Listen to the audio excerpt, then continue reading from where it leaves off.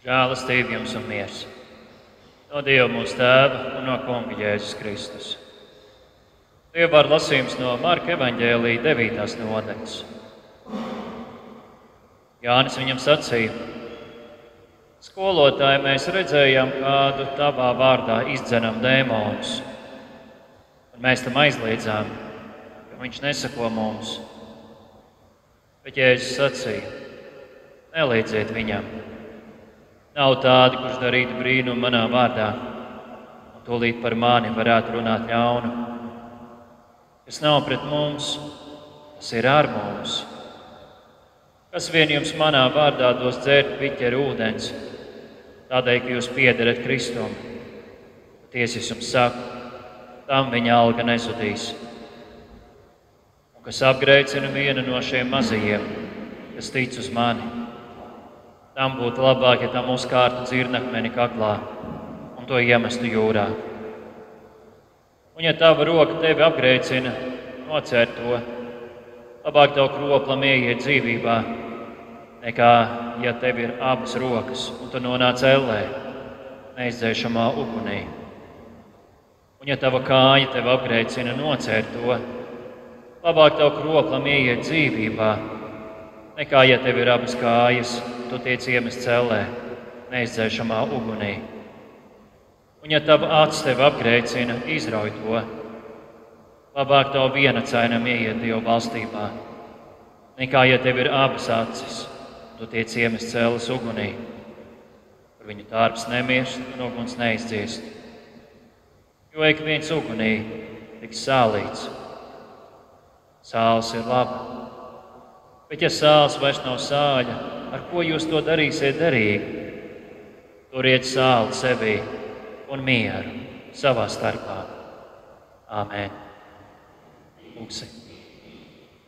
Debes Tēvs, Kristu, sūti savu svēto garu, kas tavus sludinātos vārdus ieraksta mūsu sirdīs, lai mēs šos vārdus varētu uzņemt un ticēt, tikt iepriecinātiem un svētītiem mūžībai.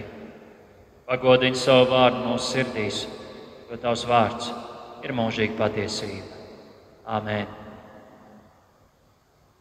Sēdieties, lūdzu. Mēs šovakar Marka evaņģēlijā lasām, mācekļi bija pikti. Tādēļ, ka kāds cits no viņu vidus darīja kādas lietas ar brīnumainu spēku. Tas svešais to darīja Jēzus vārdā, kas nozīmē, ka viņš to darīja ar Jēzus autoritāti, kā pats Kristus to būtu darījis. Bet redz, tas cilvēks neseko viņiem. Kā tas tā var būt? Mācekļi nodomāja. Ja kāds ticības spēkā dara kādas lietas, tas nevar palikt neievērots, reiz piedzīvots, tas neatstāja vienaldzību. Spēks ļoti piesaista cilvēkus. Ar šo ir saistīts arī kas cits, kas bieži vien tiek lietots kā sinonīms. Vāra, prasme un iespēja paust kādu spēku. Tā ir vara. Arī vara piesaista cilvēkus. Bet tā mēdz atstāt uz cilvēkiem samaitojošu ietekmi. Paust un iemantot varu ir ļoti tīkami. Tā liek sajusties varenākam, pārākam, jo tas ceļ cilvēku ego. Bet šis neparastais brīnumainais spēks, kas saistīts ar ticību un garīgām lietām, tā ir vara, kas nesamaitā. Jo veikdams brīnumu ar šo spēku, tas tiek darīts kāda cita vārdā. Un arī tas spēks nenāk no cilvēka, bet gan no Kunga, ar kura autoritāti brīnums ticis paveikts. Veikt brīnumu Kunga vārdā nozīmē pagodināt viņu, nevis sevi. Un ar to šī brīnumainā vara tiek darīta nekaitīgi cilvēkam. Bet tomēr Jēzus mācekļiem nepatika, ka kāds šo varu pielietoja ārpus viņa kompānijas. Protams, tīri cilvēciski mācekļiem bija vēlēšanās šo neparasto brīnumu varu privatizēt viņa grupējumam. Tomēr tā vara nepagodina nevienu citu, kā vien kungu. Tāpēc arī Jēzus mācekļiem atbild: nav tāda, kurš darītu brīnumu manā vārdā, un tūlīt par mani varētu runāt ļaunu.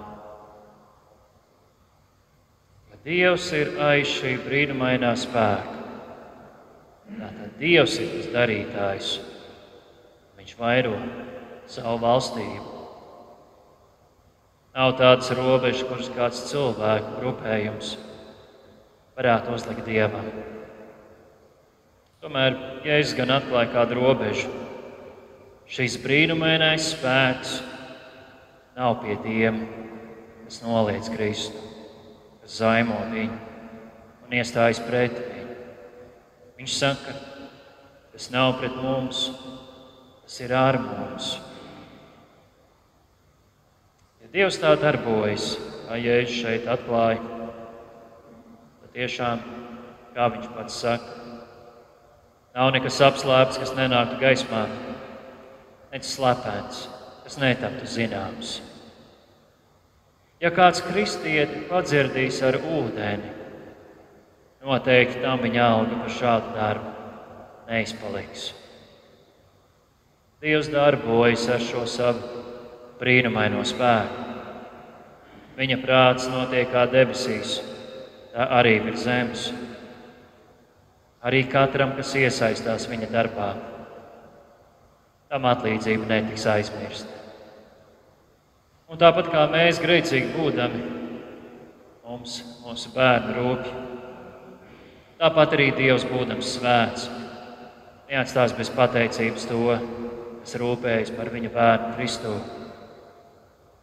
Un tāpat arī, ja kāds zaimotājs būs par atkrišanu kādiem no Dieva bērniem Kristu, ka tie viņam tic, tad tādam labāk piedzīvot miesīgu nāvi, jo tā nāve mūžībā ir daudz briesmīgāka. Šie kunga vārdi krīt uz katru no mums. Un, protams, tas ir brīnišķīgi dzirdēt evaņģēliju vēsti, ka mēs ticībā iegūstam Dieva bērnu tiesības. Bet šeit Jēzus vērš mūsu uzmanību, kā mēs attiecamies pret citiem Dieva bērniem.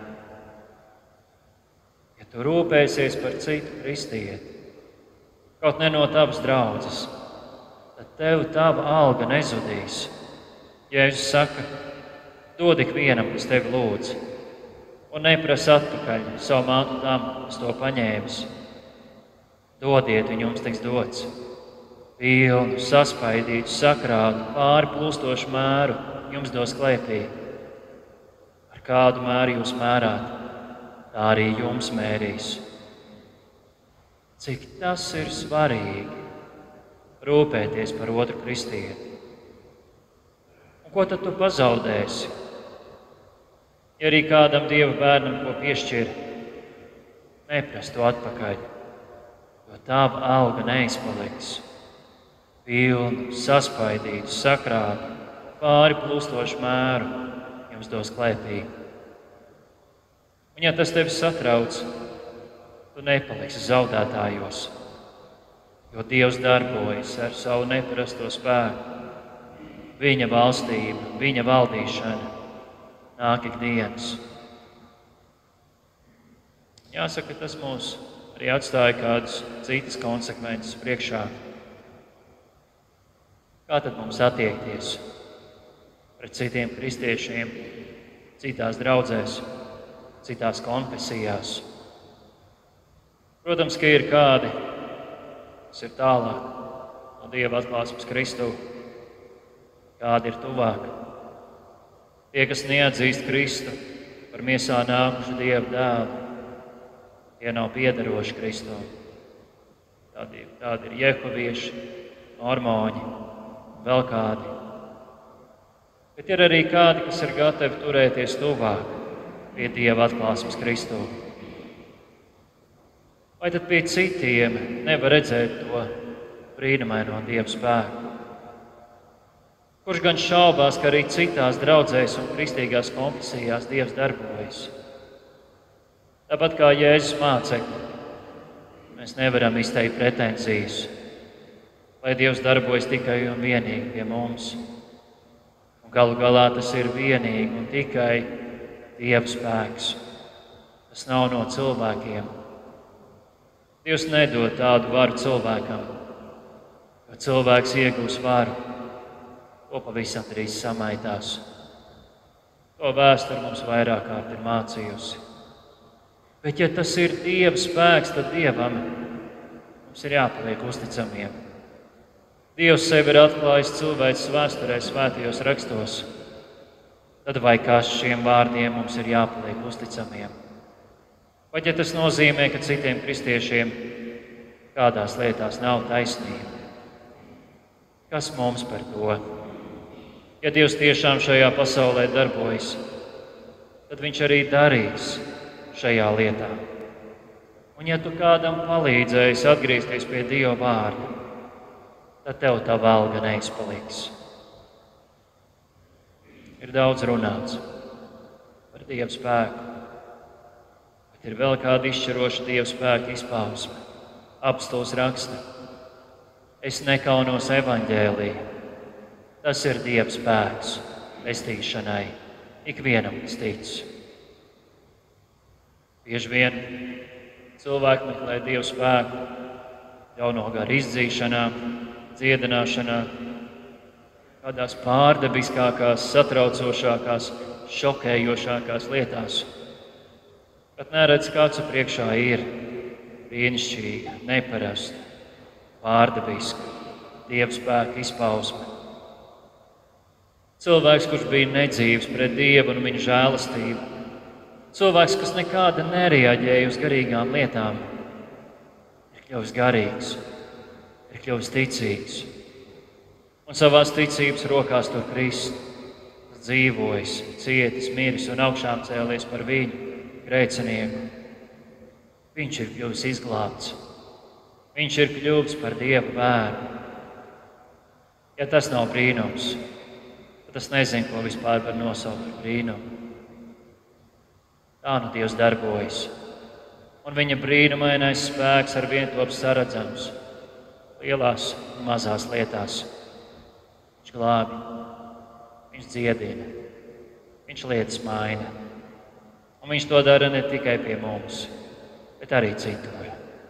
Par to, lai viņam ir visgods un teikšana. Āmen. Un apliecināsim savu ticību. Es ticu uz Dievu Tēvu, visu valdītāju, debesu un zemes radītāju, un uz Jēzu Kristu, Dieva vienpiedzimušo dēlu, mūsu kungu, kas ieņemts no svētā gara, piedzimis no jaunavas Marijas, cietis zem Poncija Pilāta, krustā sists, nomiris, aprakts, nokāpis ellē, trešajā dienā augšām cēlies no mirušajiem, uzkāpis debesīs, sēdies pie Dieva, visu valdītāju Tēva labās rokas, no kurienes viņš atnāks tiesāt dzīvos un mirušos. Es ticu uz svēto garu, vienu svētu kristīgu baznīcu, svēto sadraudzi, grēku piedošanu, miesas augšām celšanos un mūžīgo dzīvošanu. Āmen. Lūksim Dievu.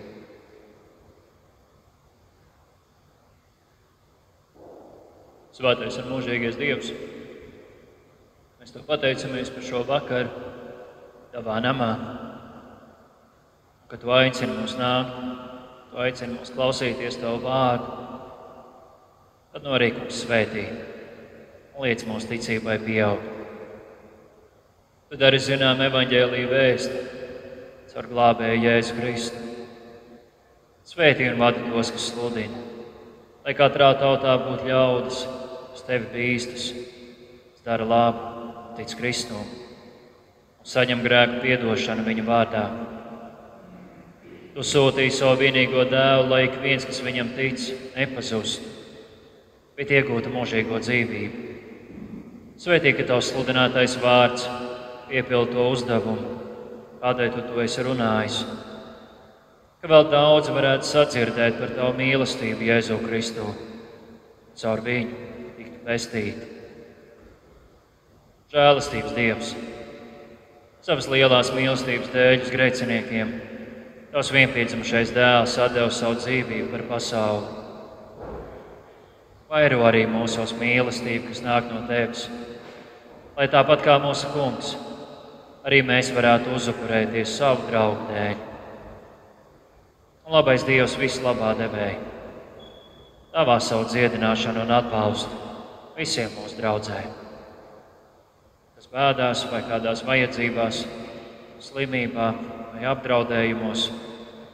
Dāvā savu žēlastību, lai ticībā uz tevi katrs var uzņemt savu krustu un to nest, skatoties uz tevi, smeloties prieku, spēku un dzīvību tevī. Un mēs lūdzam arī svētī mūs visus. Mēs nākam pie tava altāra, saņemt svēto vakarēdienu mūsu grēku piedošanai. Dāvā mums sirdis, kas atsaucas uz grēku nožēlu, uz jaunu dzīvi Kristū, un ar savu svēto garu pielabo mūsu ceļus pēc sava labā prāta. Tā nu, kungs, mēs arī šovakar lūdzam, pasargā mūs šodien no grēkiem un no visa ļauna, lai visa mūsu dzīves un darbi būtu tev paprātām. Tavās rokās mēs liekam visu sevi, savu miesu un dvēseli. Tavs svētais eņģelis, lai stāv mums klāt, lai ļaunajam ienaidniekam nav varas pār mums. Palīdz mums mūsu uzticamais pestītāju un glābēji, kad dzīvojam tavā mīlestībā, mirstam tavā žēlastībā, kā pādusam tavā mierā, ceļamies augšā caur tavu spēku un iemantojam mūžīgo dzīvību tavā valstībā. Tu līdz ar Tēvu un Svēto garu, viens patiess Dievs, dzīvo un valdi, augsti teicams mūžīgi. Kungs,